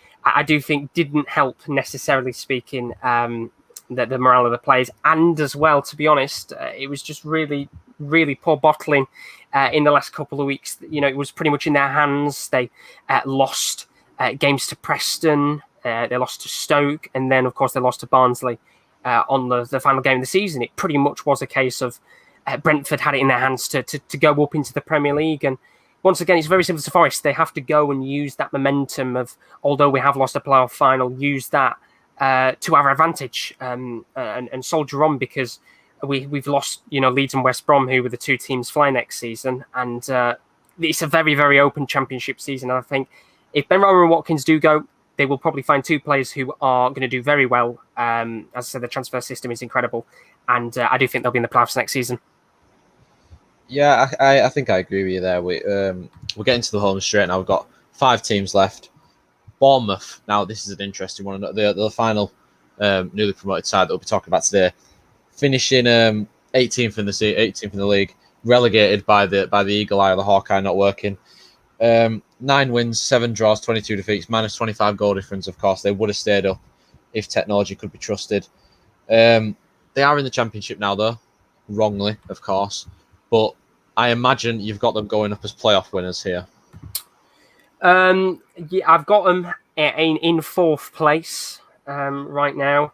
Well, Josh, I have to say you need a playoff winner out of these 4 teams. Oh yeah, there's something. The reason why I haven't said it yet is because there's a part of me that doesn't think Bournemouth's going to win it.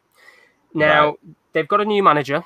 Once again, it's a very similar situation to Bristol City. Jason Tindall is the new manager. He was the assistant manager to Eddie Howe, which once again does beg the question, is he going to be the right man for the job?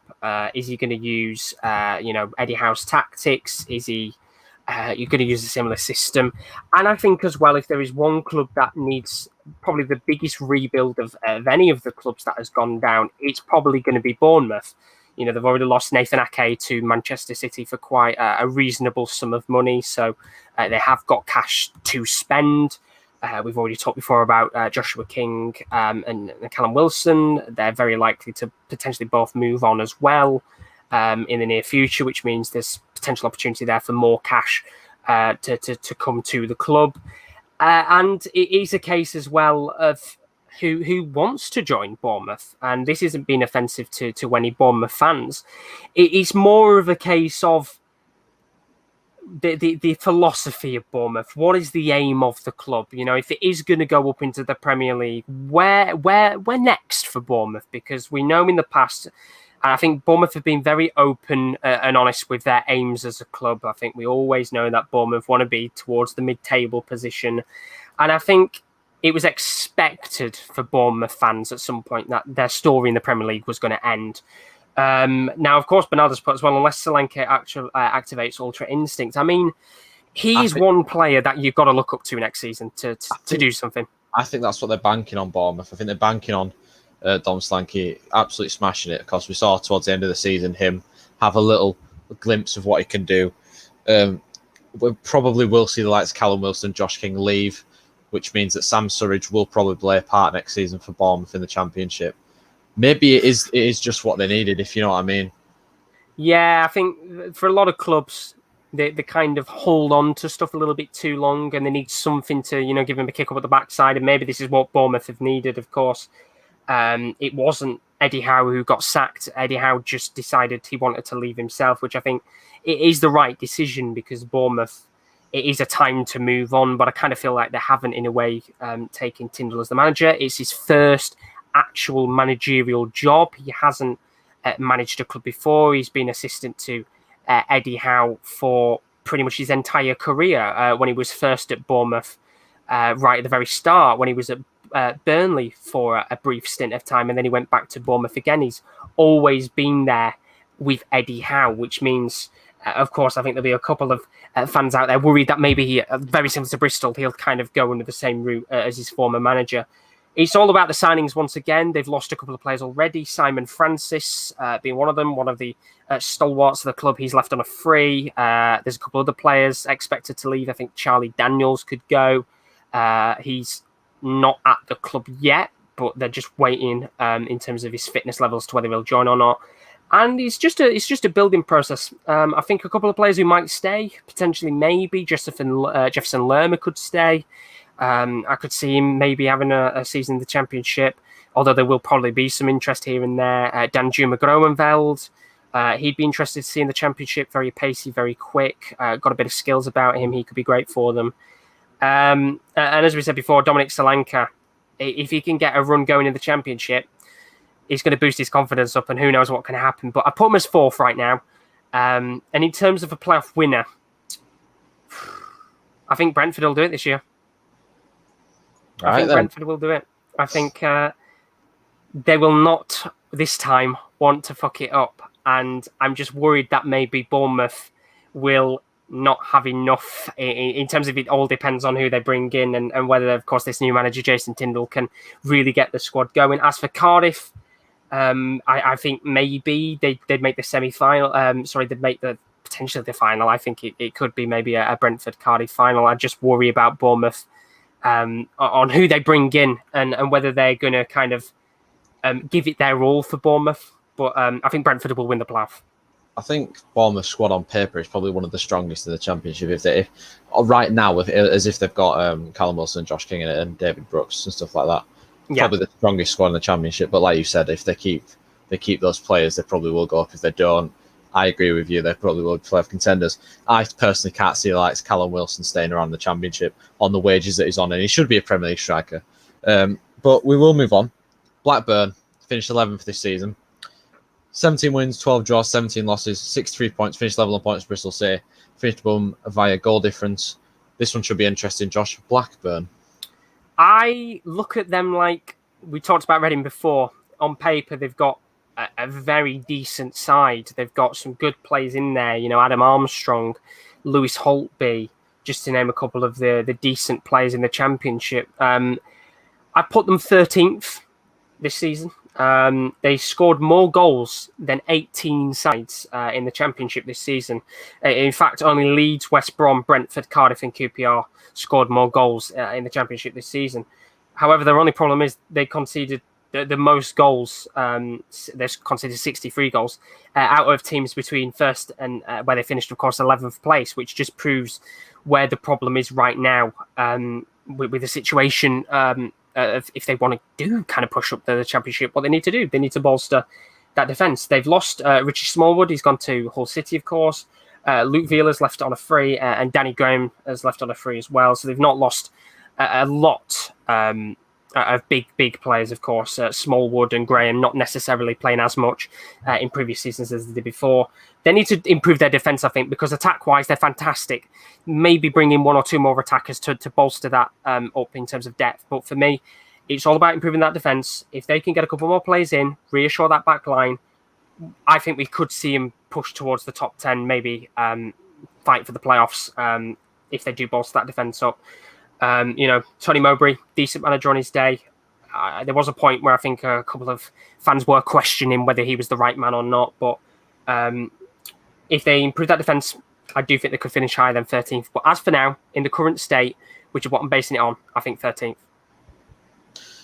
Yeah, now, Josh, you've got 3 teams left and 2 available space in the relegation zone.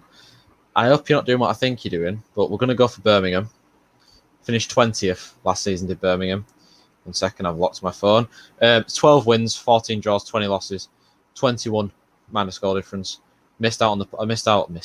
They survived by 2 points in the Championship this season. Are they going down? No. Now, I've originally put them as 16th, but I think I might change this up very slightly when we actually go through the table. Now, the reason why I put them as 16th, of course, Aitor Karanka is the new manager of the club now, which I think finally means they've actually decided to get a manager where they will give him time. Pep Clotet left. We've had other managers like Harry Redknapp, Gary Monk over the last couple of years. They've needed a bit of sustainability at the club. From January, they only gained 21 points from 21 games. That's the 4th worst record in the league on form from 2020. This is the rebuild of Birmingham now. They have had a big recent clear out of staff from previous years. They've had a transition period for the club as well, letting a couple of their old players go. Of course, as I said earlier on, George Friend left to go and join... George Friend joined, from Middlesbrough, but they've let a couple of their other previous players go. And of course, as well, we have to take into account Jude Bellingham going to Borussia Dortmund. They gained £20 million from that, which, of course, is a lot of cash for a Championship club. So although we've had a couple of problems with COVID and things like that, they will still have plenty of money to chuck about on players, and Karanka will want to bring a couple of players in. So I do think they will rebuild this squad. I think they will be relying on the Lucas up top with his goals. Of course, I'm not going to try and butcher his name, but he's been fantastic for them in recent years. He's got plenty of goals for them this season as well. And I think we will see Duked score a couple more goals for Birmingham this season and be the main man up top for them. But the reason why I thought about maybe changing it as well was swapping Huddersfield around with Birmingham. But as I said, these are 2 clubs right now that are in a transition period. So I think either of these 2 clubs could finish 16th or 18th, but either of them could do better as well. But they've got money to play with, Birmingham, and that's the important part with Jude Bellingham going. So can Aitor Karanka do it? Because Birmingham over the last couple of years, they've got a bad reputation for spending money. Well, we're getting down to the last 2 teams now. 2 teams in Yorkshire, close to us. And I mean, there's only 2 places they can go. So we'll talk about Barnsley first, who obviously stayed up by the skin of their teeth, pretty much stayed up because of Wigan's unfortunate 12-point deduction. 49 points they finished on, 12 wins, 13 draws, 21 losses. That would have seen them been relegated if it wasn't for Wigan's deduction of points. Are they coming 23rd or 21st? I think it was. Not only one more team can go down. What am I talking about? It's the fucking Championship. It's a tough one. Now, it's hard because I've got Barnsley finishing 21st. Oh, I can't believe you've done that. Now, the reason why I've done this could change dramatically depending on the situation of what happens with Barnsley over the season. Now, I put Barnsley 21st because their relegation survival will give them momentum, and I think they have an absolutely outstanding manager in Gerhard Struber. He's brilliant. Came in from Wolfsberger. Has got good experience. Of course, he's played, managed a couple of Europa League games here and there, and he's come to Barnsley, and he's done a fantastic job for them. And I can say that, I can put my hand on my heart and say, as a Rotherham fan, as a rival, they've done brilliant, and they deserve to stay up, and fair play to them. They did a fantastic job. They gained 28 points from January, which is an incredible record. In fact, if the season had started in January, they would have actually finished 13th, 8 points away from the relegation spot. Now, if they lose Gerhard Struber, which, as I said, he's had interest before in the last couple of weeks from Watford, and no doubt he'll have interest from other clubs in the future, that's where things can change. That's where maybe Barnsley do get pulled into a relegation, into the bottom three, depending on who they bring in. It pains me to put Rotherham in 22nd. I'll say why in a moment's time, and why I've put them there. But if they keep the manager and they keep their players, they've not signed anyone right now, but they've not really let many players go, I think Barnsley could survive. But it's down to the manager. If he stays, they survive. If he goes, they're gone. Right, I can see where you're coming from there, but I didn't think you'd relegate your own side. So just before we sort out the positions of each team, just want to give a quick word on Rotherham and why you think they'll get relegated this year. Right. It's the whole thing of optimism versus pessimism. And I've gone for pessimism rather than optimism. The reason why I've put Rotherham to go down, I think it's going to be tight. I think between 23rd and maybe 17th or 18th, there's going to be a battle till the end of the season. I've put Rotherham down because we wasn't convincing towards the end of the season in League One. We went 7 games unbeaten towards the end. We got 4 wins, 3 draws, no losses, which sounds like a fantastic record. But we were starting to drop very slightly. We had a strong season in League One, 61 goals, fantastic record in League One. But the important thing is, can your strikers go up from League One to Championship? It's a big, big change. League 2 to League 1 is a big change in itself. And every time you go up, it's getting harder and harder for your players to adapt. Recruitment for us, it's not going to be heavy. We're never naturally known as a club that recruit lots of players in one go. And as well, of course, the whole COVID situation will not help out any club, whether you're a League 1 club coming up to the Championship or just a Championship club in general. Although actually we have signed 3 players. We signed, I believe yesterday or the day before, we signed Angus MacDonald for free, former Hull City player, had to leave the club because of the whole wage budget bollocks going on in League 1 and League 2. Fantastic player on his day. I think that's an outstanding signing and will definitely reassure the back line. We signed Kieren Sadlier from Doncaster, 33 games, 11 goals, 6 assists last season in League 1. Another good signing. Great signing, didn't cost us much at all. And if he can, come up from League 1 into the Championship, fantastic. We signed Michael Miller as well. He's a striker. He's English from Hamilton. I think he's just a depth player more than anything. He's only scored 8 goals in 58 games for his former club Hamilton in the last 2 years. Not the greatest record in the world. Doesn't really give me much confidence at all. But he can play on the wings as well, which is why I'm not kind of looking at it too bad. I just think it's going to be very hard for us to stay up this season, and I think it will be very flip-flop between us and Barnsley, probably changing position every couple of weeks from who's in the relegation zone. And I think as well, as I said before, maybe the likes of Luton and Huddersfield and maybe even Middlesbrough could be down there scrapping as well. But I'm going for pessimism rather than optimism here. I think we could do it, but I'm being pessimistic and saying we might finish 22nd. So we'll just run through the positions again. You've said that Rotherham, Wycombe and Sheffield Wednesday, are going to get relegated. I'm pretty sure that the top parts are done. So 7 to 12, I'm going to name the position. Just tell me which team you want there. So 7th? 7th, I will have Derby. 8th? I'll have Swansea. 9th? I'm going to go for... Let's flip Stoke and Preston. I'm actually going to put Stoke 9th, Preston 10th now. That John Owen Mikel deal has changed your mind, has it? it's changed my mind. They might finish top now with them. So yeah, Stoke 9th, Preston 10th, Millwall 11th, Bristol City 12th. Yep. Right. 13th? I'm going to go for Blackburn. 14th? I'm going to go QPR. 15th, Reading. You said that already, didn't you? Yep. 16th? I'm going to go for Birmingham. I'm going to stick with it. Birmingham 16th. 17th, you said Middlesbrough. 18th? Yep. Huddersfield. 19th? Luton. 20th? Coventry. 21st, Barnsley. And the bottom three. So just to run through it again for anybody at home, Josh, this is his EFL Championship table prediction. So first we have Watford. Joining them in the Premier League in a year's time will be Norwich. Joining those two will be Brentford, playoff winners. Playoff contenders also will be in the 4th to 6th category.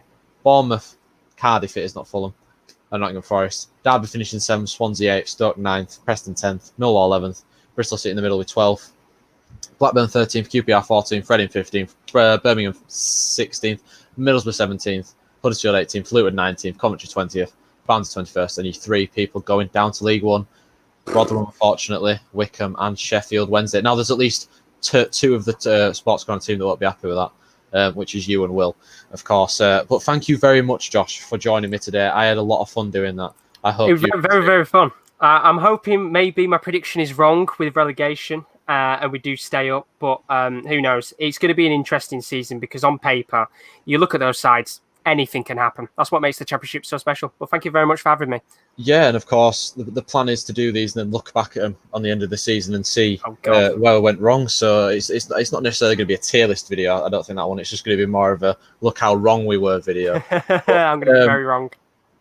It's a different sort of a video for me to do as well because in these videos, I necessarily don't actually have my opinion. It's more like your guys' opinion. I just say what I just give insight. I play a little bit of devil's advocate. So I appreciate you putting up with that tonight.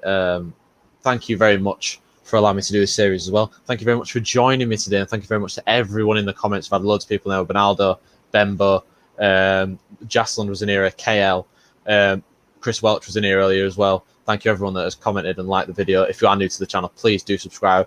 We have content every single day, don't we, Josh? We do indeed. We've got a big fixture tonight, haven't we? We have got a massive fixture tonight. Inter Milan and Shakhtar, obviously. Rowan is in the comments as well saying W. You and KL are going to be covering that one, aren't you? Yeah, we are. We'll be live from 7:45 for that one, and hopefully we get some goals. I'm not going to make no predictions on that one, though. You're going to make no predictions on that one, obviously. 2 free-scoring teams.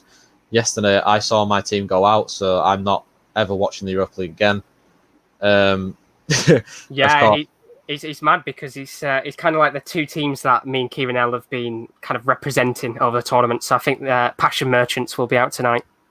Yeah, of course, we don't want to overstay our welcome. We have been out live for 1 hour and 42 minutes. I know it's a long time to sit there and listen to man and Josh's voice, my voice especially. But again, Josh, I can't thank you enough for joining me today. It was really good that I enjoyed that a lot. Thank you very much for having me. Greatly appreciated. We'll be back in 4 weeks' time. I've not decided what we're going to be doing yet. We'll probably be together actually in university. So I might be doing it from the same room. Who knows? But yeah, thank you very much everyone for joining. Thank you, Josh. Again, that's 5 times I've thanked you now, I think. Thank you very much. Bye. See you